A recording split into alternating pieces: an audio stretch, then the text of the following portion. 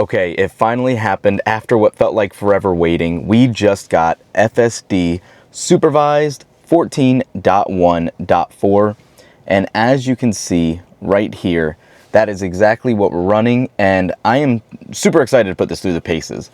But before we do that, let's actually talk about the release notes. We're going to make this video a little longer than normal because I want to go through a ton of things, including what was changed specifically for FSD. As you can see here, this is the first version that really went out to the public for version 14, and it added a ton of new options. It added arrival options now for you to select where FSD should park: in a parking lot, on the street, in a driveway, parking garage, or at the curbside. It added handling to pull over or yield to emergency vehicles. We've heard about this for a while. It is finally here in this build. Added navigation and routing into the vision-based neural network for real-time handling of blocked roadways and detours. Added additional speed profiles to further customize driving style preferences. We've heard of these. Mad Max and Sloth are the latest additions. Improved handling for static and dynamic gates. Improved offsetting for road debris, so tires, tree branches, and boxes technically should all be handled by the vehicle and it should swerve out of the way. It did improve handling of several scenarios, including unprotected turns, lane changes, vehicle cut-ins, and school buses. Improved FSD's availability to manage system faults and recover smoothly from degraded operation for enhanced reliability. Added alerting for residue buildup on the interior windshields that may impact front camera visibility. If effective, visit the service center for cleaning. But aside from that, let's jump into those arrival options. And we're actually going to do an FSD drive, and we're going to do a couple actually. One to a supercharger to see if it backs right into an open stall. I'm super curious about that. But for arrival options here, you can see you can now select an arrival option such as parking lot, street, driveways, parking garage, curbside for robotaxi style drop-offs. It will still not banish. There's no banish here, so keep that in mind. Even if you do a street parking or curbside for a robo style drop-off, the car is going to sit there. It's not going anywhere, so it might not be ideal. Your preferences for arrival options and preferred parking positions are persisted for each destination. Our reasoning model will assess the suitable options for your destination and pick an intrusive default. Then we have speed profiles like we were talking about. You can see now FSD Supervised now determines the appropriate speed based on a mix of driver profiles, speed limits, and surrounding traffic. And it now introduced Speed Profile Sloth, which we talked about, which comes with lower speeds and more conservative lane selection than Chill. Introduced a new Speed Profile Mad Max, which comes with higher speeds and more frequent lane changes than Hurry. We've heard about this. At this point, guys, you probably know if you've been scouring the depths of the internet, there is now already some investigation into this new Mad Max mode.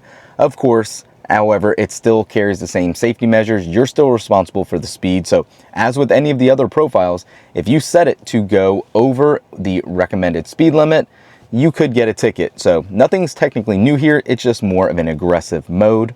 And then still you can use the right scroll wheel to go up and down to adjust which profile you're using rather than the precise max speed offset, which we did have prior. And then you do have some UI improvements. You can tell right off the bat here, you have this new button that says Start Self-Driving. And then it's letting you know you can tap right from park or anytime during your drive to go ahead and start that. And adjust settings like speed profile and arrival options directly from the autopilot visualization on the center display. I believe it actually shows up right over here. We'll do, again, a first look at that and take a look in a minute. And then brake confirm, it is now defaulted off. So you no longer have to press the brake to initiate FSD. It now will go right into reverse or drive and get you going. And then obviously, again, you have all of your basic generic notes for FSD. And then we did have, some security improvements, yada, yada, rave cave. We know about all that. Again, this is all about FSD Supervised. So what I want to do now, I want to put a destination in to a supercharger nearby and see what this baby does.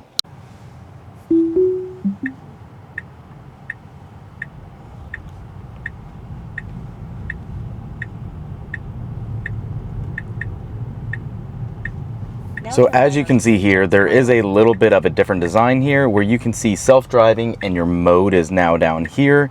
And when you click on it, this is where you'll see those new speed profiles such as Sloth, Chill, Standard, and all of those. And hurry, FSD Supervised hands-free mode is off, it showed. And then you can see this is where you can adjust everything else. At destination, do you want to park at the charger parking lot? Since it knows we're already going to a supercharger, it gave us the charger option. This is all actually customizable, really just depending on where your destination is.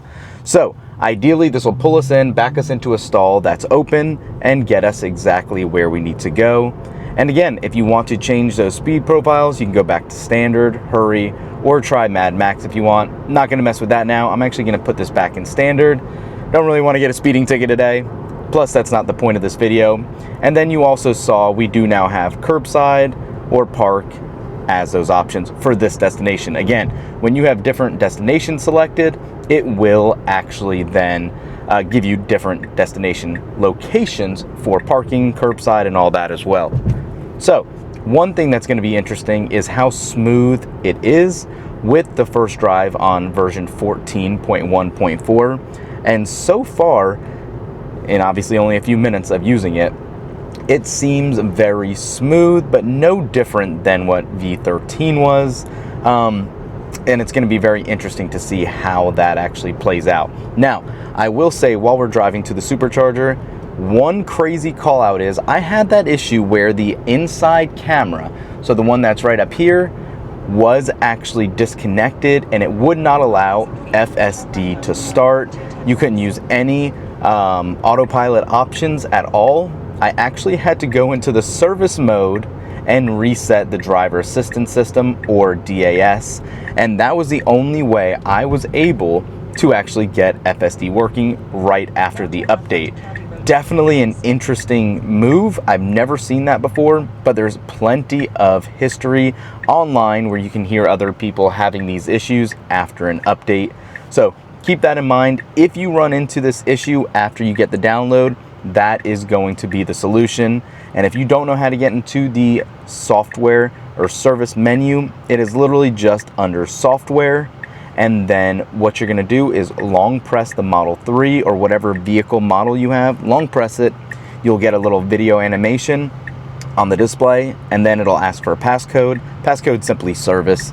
If you guys are unfamiliar with how this works, let me know in the comments down below. If you want a video for it, I'll be happy to make one so you guys are aware of that as well.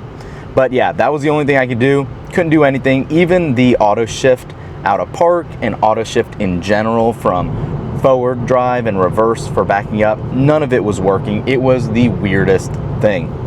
Again, this is a 2024 Model 3 dual motor. Never experienced any issues in the couple of years almost of having this, so definitely a strange one. As you can see here, we do still have a little bit of a nag. I'm not sure if it's because I have a hat on and I can't see my eyes, but if you do wear hats a lot, this could kind of impede the interior camera and make it seem like you're not paying attention, even though you might be. But there has been a lot of talk about version 14 not having a nag as much, so if you don't wear a hat or possibly even sunglasses that much, it may not impact you that bad. So now this charger is one of the older ones. It's a slower one. It is right up ahead here on the left. Let's see how it takes it. It looks like we already got our blinker on now, and it's slowing down already. And yeah, it's getting in the turning lane pretty confidently with no issue there. And we're turning in.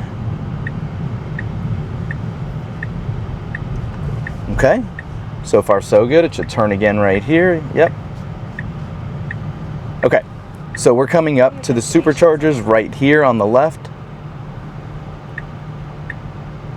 Let's see if it's gonna park us and which one it's gonna go to. All right, it's looking like it's going to do what it should on an older charger and actually skip a spot and back us in with a gap in between different vehicles, and it is. It's gonna park us right at the supercharger. All right, not bad. Let's see, make sure it doesn't hit anything. All right, I got nervous there. I actually hit stop there. It was backing up a little too far for my liking. Let me go ahead and actually plug it in and see how close we got before I had to hit that brake. All right, so as you can see here, yeah, it was getting very, very close. Probably could have played it a little bit unsafer and let it go, but I didn't like the way it was feeling, so we're gonna go ahead and just plug in here and get a little bit of a charge. So, moving back inside the vehicle while this baby charges, you can see, granted it was a very small sample size, everything seemed to work as anticipated and as it should. So it does give me some hopes to see exactly how everything is going to be with version 14 as it continues on. I really do like these new speed profiles and everything that it included. Mad Max is obviously yet again what everyone's talking about, so we'll have to see how it works. Leave a comment down below. Don't forget to use that referral code. We greatly appreciate it. It helps us out on the channel tremendously. Thanks for watching. We'll catch you in the next one. Peace.